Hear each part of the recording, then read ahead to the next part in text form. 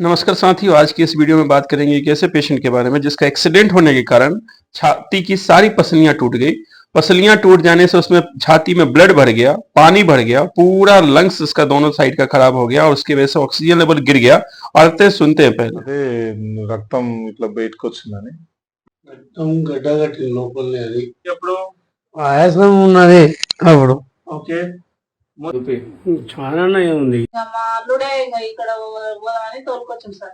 ఐసీయూలో ఎందుకు పెట్టాలి?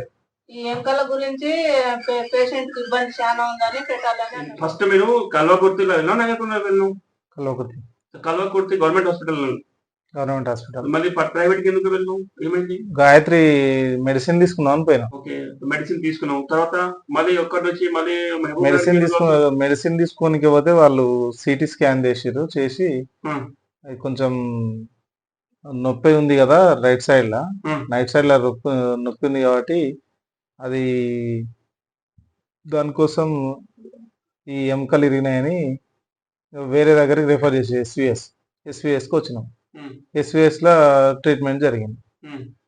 ట్రీట్మెంట్ జరిగినాక ఇక వాళ్ళు ఇక పైప్ వేయాలి అది అంటే ఇంకా మేము పైప్ గీప్ వేయకుండా పైప్ అంటే ఏమో ట్యూబ్ ఇక్కడ వేయాలి. ట్యూబ్ ఇక్కడ లంగ్స్ ఇక్కడ ఎందుకు రైట్ సైడ్ ఎందుకు? అదే రక్తం ఇట్లా బయటకు వచ్చిందని దానికోసం.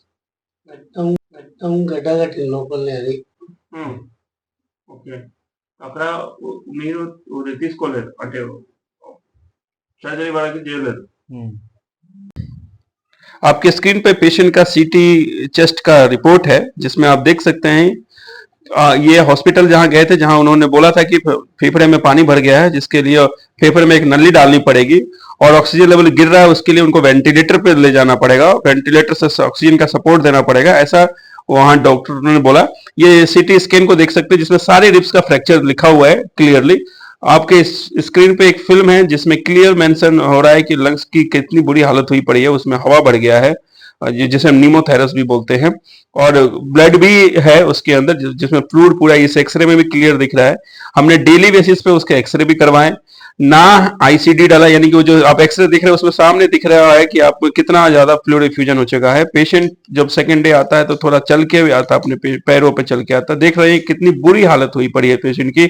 ऑक्सीजन लेवल जब चेक कर रहे थे तो 90, 91 इससे ऊपर नहीं जा रहा था ऑक्सीजन लेवल, और पेशेंट को ऑक्सीजन सपोर्ट की जरूरत पड़ रही थी। पेशाब करने उतरने में उसको दिक्कत आ रही थी जिसके लिए यूरिन कैथेटराइज करना पड़ा था। और धीरे धीरे पेशेंट की रिकवरी कैसे होती है, कौन सा वेंटिलेटर अगर हम यूज करते हैं, कौन सा ऑक्सीजन सपोर्ट देते हैं, कैसे उसके फेफड़े का वो जो हवा बढ़ी थी या फिर जो ब्लड कुमुलेट हो गया तो कैसे बाहर आता है, इस सारी वीडियो में आपको दिखेगा। आप बने रहिए। देखिए, जब पेशेंट का चेक करते हैं तो हार्ट बीट 106 और ऑक्सीजन लेवल 92 आ रहा है। बीपी जब पेशेंट आता है तो उसका बीपी चेक करेंगे 182/100 आ रहा है, जो कि पहले से ही बीपी की मेडिसिन खा रहे हैं, बीपी की मेडिसिन खाते हुए। ये है हमारा आईसीयू का बेड जिस आईसीयू पे उसको लिटाया गया है। जी हाँ, और ऑक्सीजन लेवल 91 है, हार्ट बीट अभी 90 हो गया, थोड़ा सा हार्ट बीट डाउन हुआ है। और पेशेंट फिर से सब सेकंड डे आते हैं तो उस समय उठाने की कोशिश करते हैं, पेशेंट को उठने में थोड़ी दिक्कत हो रही है, आप महसूस कर सकते, देख सकते हैं उसके फेस के एक्सप्रेशन से देख सकते हैं। गुड, मళ్ళీ లేవండి ఒకసారి లేవు. గుడ్, పడుకో ఒకసారి. पहले से 24 आवर्स में बेटर तो है, लेकिन ऑक्सीजन लेवल भी 93 हुआ, थोड़ा सा इंप्रूव हुआ है विदाउट ऑक्सीजन सपोर्ट। बीपी को देखें तो बीपी अभी भी हाई आ रहा है, 163, 107 आ रहा है बीपी की गोली खाते हुए। अब हमें बीपी कम करना और साथ साथ ऑक्सीजन इंप्रूव करना बहुत अर्जेंट था। तो आप उसकी छाती को देखिए, छाती पे कुछ मार्क है जिसकी वजह से ऑक्सीजन लेवल अभी 93 तक पहुंचा है और बीपी अभी भी ज्यादा आ रहा है। बीपी के लिए फिर से हमने उसको बीपी को डाउन करना, कंट्रोल करना बहुत अर्जेंट समझा। आईसीयू का बेड, आईसीयू की पोजीशन आपके स्क्रीन पे है, कौन सा आईसीयू में एडमिट है आप देख सकते हैं। ऑक्सीजन लेवल अभी भी 93 मेंटेन कर रहा है और साथ ही साथ इसका जो बीपी का रीडिंग है धीरे धीरे डाउन होते हुए अब 160, 98 तक आया। ऑक्सीजन फिर से इंप्रूव करेगा, 93, 94 तक जाएगा।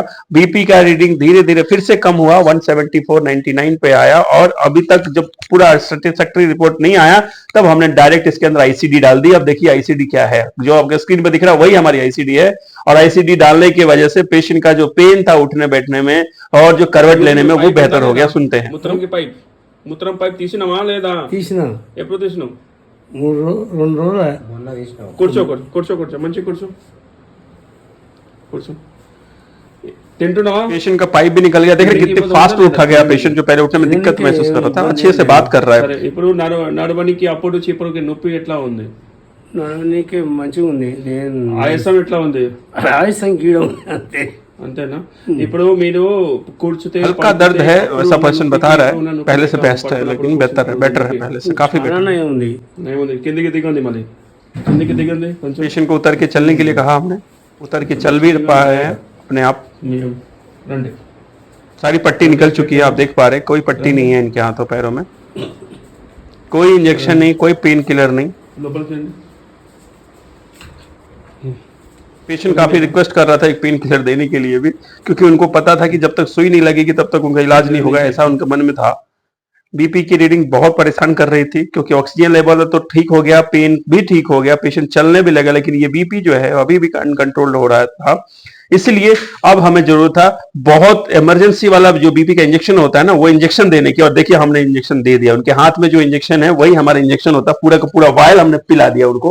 और अभी उनके छाती को देखिए आप, वही आईसीडी है, जो आईसीडी हमने डाल रखी थी वही वेंटिलेटर है जो उसके छाती पे दिख रहा है। वेंटिलेटर और आईसीडी की मदद से हमारा ऑक्सीजन लेवल देखेंगे तो अभी 93 पे है, और ये कंटिन्यू हमने इस वेंटिलेटर का सपोर्ट दिया जो आप छाती पे देख रहे हैं। यही हमारा वेंटिलेटर है, यही हमारी आईसीडी है, और यही हमारी मेडिसिन की इफेक्ट्स है, जिसकी वजह से लंग्स का जो एक्सरे देख रहे हैं तो लंग्स के एक्सरे में भी चेंजेस दिखा। जो वहां पे न्यूमोथोरेक्स बना हुआ था धीरे धीरे वो रिजोल्व होने लगा है, कम होने लगा, और पेशेंट पहले से काफी ज्यादा रिलैक्स महसूस करता है। आइए सुनते ఎస్ బాలస్వామి గౌడ్। ठीक ఎన్ని రోజు అయింది మీకు కింద పడి దెబ్బ తట్టి? ఇవాళకు 9వ తారీఖు పడిపోయినా। 9వ తారీఖు పడిపోయినావు। నా దగ్గర ఎప్పుడు వచ్చినావు?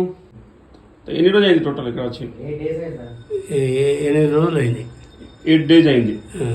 ఓకే, ఇది 8 రోజుల మీకు రోగం ఇప్పుడు పెరిగింది తగ్గింది, ఎట్లా మీకు ఎట్లా అనిపిస్తుంది? ఇది వారంలో మీకు నొప్పి ప్రాబ్లమ్స్ మీకు ఎక్కువ అనిపిస్తుంది, తక్కువ అనిపిస్తుంది, ఎట్లా అనిపిస్తుంది? తక్కువ అనిపిస్తుంది। తింటున్నావా లేదా? తింటున్నా। दर्द भी कम है और ऑक्सीजन लेवल देखिए 96 पे पहुंच गया है। वही पेशेंट जिसको उठने बैठने चलने में दिक्कत होती थी, सांस लेने में तकलीफ होती थी, उठना बैठना बड़ा मुश्किल से लगता था, अब आराम से पेशेंट लेट रहा है, चल रहा है। हाथों पे उसके जो देखेंगे मार्क वो भी बहुत हील हो चुके हैं, ऑक्सीजन लेवल भी बहुत अच्छा इंप्रूव हो गया। इसमें ना ही बीपी की बात करें तो बीपी भी अब अनकंट्रोल्ड नहीं रहा है, पूरा कंट्रोल हो चुका है। रिपोर्ट्स की बात करें तो इसमें रिपोर्ट्स में हमें पहले से ही पता चला था कि इनके डायबिटीज भी काफी पहले से है, और शुगर बीपी की गोली भी बहुत पहले से खा रहे हैं। ये लगभग 10 सालों से इनको शुगर बीपी की दवाइयां चल रही थी, और उसके बावजूद भी बीपी 200 आ रहा था, शुगर भी अनकंट्रोल था। हमने इनको ना केवल बीपी शुगर कंट्रोल किया, बल्कि इनके जो रिब्स का फ्रैक्चर है जिसमें छाती में पानी भर गया था, ब्लड भर गया था, छाती में इन्फेक्शन आ गया था, इनको फीवर आ गया था, दर्द के मारे करा रहे थे। इन्फेक्शन के रेट देखिए 168 दिखा रहा, जो 6 के नीचे होना चाहिए था, 168 था इन्फेक्शन रेट, और ये सारा ठीक हो गया बिना किसी आईसीडी, बिना किसी वेंटिलेटर। ఎస్ బాలస్వామి గౌడ్। ఏమైంది మీకు? నాకు బైక్ నుంచి పడ్డా, మన నుంచి గవర్నమెంట్ హాస్పిటల్కి వచ్చిన, గవర్నమెంట్ హాస్పిటల్ నుంచి గాయత్రికి అయినా, గాయత్రి నుంచి ఎస్పీఎస్ పోయినా, ఎస్పీఎస్ నుంచి మీ దగ్గరికి వచ్చిన। ఎందుకు ఏం చెప్పిందంటే డాక్టర్ అక్కడ ఏమైతే ఏం చెప్పింది? ఏం లేదు, కట్లు పెట్టి గ్లూకోజ్ పెట్టి చేసింది అంతే। ఏం చెప్పిందంట? ఏమైంది? ఏం కాలే, ఇంకా మాకే ఇష్టం లేక వచ్చినాం। ఓకే, ఈడ బాగలేదని।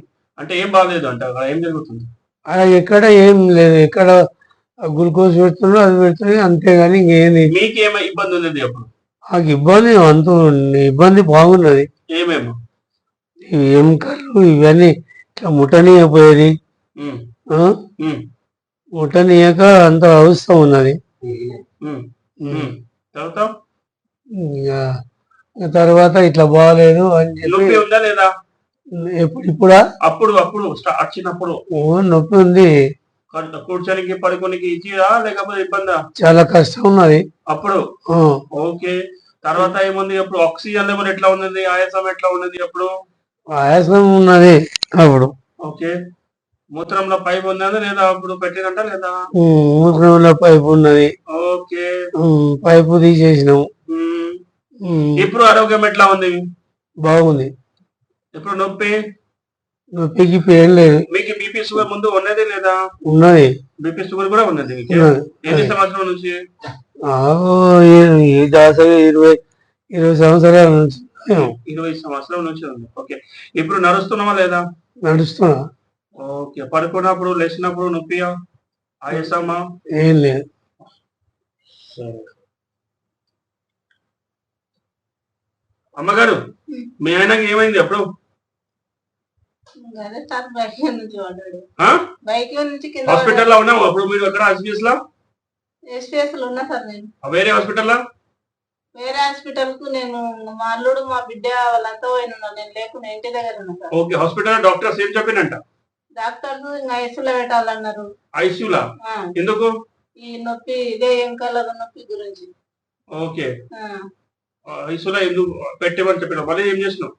ఇంకా మాకు ఇంకా మా అల్లుడే ఇంకా ఇక్కడ పోదామని తోలుకొచ్చాం సార్. ఐసీయూలో ఎందుకు పెట్టాలి? ఈ ఎంకల గురించి పేషెంట్ కి ఇబ్బంది చాలా ఉందని పెట్టాలని అన్నారు సార్. అంటే ఏమి ఇబ్బంది? ఈ ఎంకలకు ఏముంది? ఎంకలకి ఏమైంది? విరిగిపోయినాయంట. वीडियो आपकी जानकारी के लिए बस इसलिए बनाया था। अभी इनके देखिए पैरों का निशान सारे भर गए, जो भी जख्म दिख रहे थे। और हमें लास्ट में जैसे दूसरे दिन से ही ऑक्सीजन लेवल मेंटेन होने लगा, बीपी कंट्रोल हो गया, शुगर कंट्रोल हो गया, दर्द कम हो गया। और ये जो एक्सरे आपका ईसीटी एमआरआई का सीटी स्कैनिंग का जो रिपोर्ट आपके स्क्रीन पर दिख रहा है उसमें साफ दिख रहा है कि सारे रिब्स, दोनों साइड के रिब्स में कितना फ्रैक्चर था। इस वीडियो के जरिए मैं केवल एक मैसेज देना चाहता हूं कि अगर पेशेंट ने भरोसा किया, हमें फ्री हैंड दिया और हम पे पूरा भरोसा किया, तो चाहे जितना मर्जी इमरजेंसी सिचुएशन क्यों ना रहे, चाहे जो भी कंडीशन क्यों ना रहे, उसे कंट्रोल किया जा सकता है और उसे ठीक किया जा सकता है बिना किसी सर्जिकल प्रोसीजर के। जी हाँ, जहां इस पेशेंट को बोला गया था कि वेंटिलेटर नहीं लगाओगे तो मर जाओगे, कभी भी हार्ट बीट जो है वो बंद हो सकती है, कभी भी लंग्स कोलैप्स हो सकता है, क्योंकि लंग्स में पानी और ब्लड दोनों भर चुका था, हवा भर चुकी थी और बहुत ज्यादा, इसको निमोथोरेक्स बोलते हैं, बार बार मैं बता रहा हूँ। और निमोथोरेक्स के लिए एक नली डालनी पड़ती है अर्जेंट बेसिस से, ये इमरजेंसी सिचुएशंस होती है, फेफड़े के अंदर डालनी पड़ती है ताकि वो उसका हवा बाहर निकल सके, नहीं तो उसे पेन बहुत ज्यादा होता है, लंग्स कोलैप्स हो जाता है, आदमी बैठे बैठे खराब अटैक आता है और यूं ही खत्म हो जाता है। पेशेंट को आईसीडी ना लगे, वेंटिलेटर ना लगा और पेशेंट ना आईसीयू में एडमिट हुआ, ना उसको लाखों खर्च हुए और पेशेंट ठीक हुआ। आईसीयू उसका घर था, वो बेड जिस बेड पर सोता था वही बेड पे सोते हुए पेशेंट ठीक भी हो गया, उसे कहीं जाने की जरूरत नहीं पड़ी। ये केवल पेशेंट का एक विश्वास होता है जो हमें हिम्मत देता है ताकि उसे हम ठीक कर सके।